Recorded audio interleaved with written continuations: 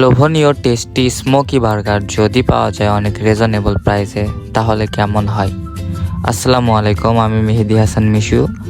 আজকে আমি ট্রাই করব স্মোকি বার্গার। বার্গারটি বানানোর জন্য প্রথমে একটি বান নিয়ে নেওয়া হয়।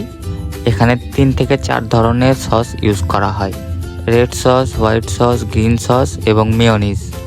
যেহেতু বার্গারটির নাম স্মোকি চিকেন বার্গার, সেক্ষেত্রে চিকেন তো অবশ্যই থাকবে। এখানে শিক কাবাবের মতো করে চিকেন বানানো হয়। এটি হচ্ছে স্মোকি চিকেন। প্রসেসটি আমাদের জনপ্রিয় শিক কাবাবের মতোই কিছুটা, তবে এখানে কিছু স্পেশাল মশলা ইউজ করা হয়।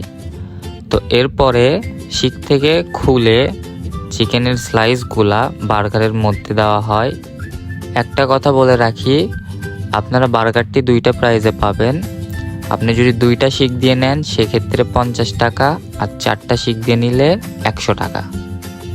এরপরে ব্যবহার করা হলো লেটুস পাতা। এটা দেওয়ার পরে বার্গারটি স্মোকি ফ্লেভার দেওয়ার জন্য চুলার উপরে দেওয়া হইল। এটা উল্টিয়ে নেওয়ার পরে এটার লুকটা কিছুটা বারবিকিউ বার্গারের মতো লাগে। বার্গারটি দেখেই মনে হচ্ছে অনেক টেস্টি। তো চলুন এটা টেস্ট করা যাক। একটা কথা বলে রাখি, বার্গারটি অনেক হাইজেনিকভাবে তৈরি করা হয়েছে। বার্গারের বানটি অনেক সফট। এটার টেস্ট 8 আউট অফ 10। এটার প্রাইস অনেক রিজনেবল হওয়ায় স্টুডেন্টদের জন্য হইতে পারে বেস্ট একটা খাবার। বার্গারটি আমি কোনো রেস্টুরেন্ট থেকে ট্রাই করি নাই, এটা ট্রাই করি একটা ফুড কোর্ট থেকে। ফুড কোর্টের লোকেশন বগুড়া মহিলা কলেজ সংলগ্ন ব্রিজের ওপরে।